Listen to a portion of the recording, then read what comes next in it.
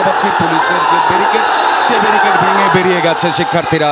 গত 4 দিন ধরে বাংলা ব্লকেট কর্মসূচিতে তারা ঠিক যেভাবে ব্যারিকেড ভেঙে বেরিয়ে গিয়েছিল, আজও কিন্তু আমরা দেখতে পাচ্ছি পুলিশের ব্যারিকেড ভেঙে শিক্ষার্থীরা বা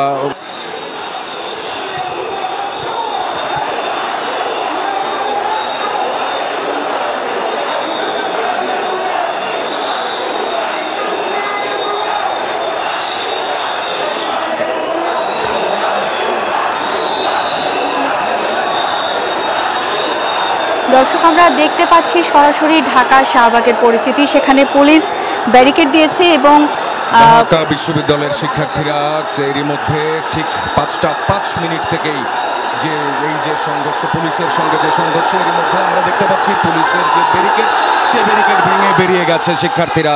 গত 4 দিন ধরে বাংলা ব্লকেট কর্মসূচিতে তারা ঠিক যেভাবে ব্যারিকেড ভেঙে বেরিয়ে গিয়েছিল, আজও কিন্তু আমরা দেখতে পাচ্ছি পুলিশের ব্যারিকেড ভেঙে শিক্ষার্থীরা বা বৈষম্য বিরোধী ছাত্র আন্দোলনের শিক্ষার্থীরা তারা শাহবাগ মোড় যে সেই মোড়ে ব্লকেট করেছে। এবং পুলিশের একটি বড় ধরনের যে প্রিপারেশন ছিল, দুপুর 2টো এবং 1টা থেকে আমরা দেখেছি অতিরিক্ত পুলিশ সদস্য মোতায়েন করা হয়েছে, জল কামান আনা হয়েছে, এপিসি স্ট্যান্ড বাই রাখা হয়েছে। এই পরিস্থিতিতে আমরা দেখতে পাচ্ছি যে ঠিক 5টা 5 মিনিটে শিক্ষার্থীদের যে মিছিলটি, এই বড় মিছিলটি শাহবাগ মোড়ে এসে অবস্থান নেয়ার আগেই কিন্তু পুলিশের সজাগ যে অবস্থান প্রস্তুতি যেটি, সেই প্রস্তুতিটি ছিল।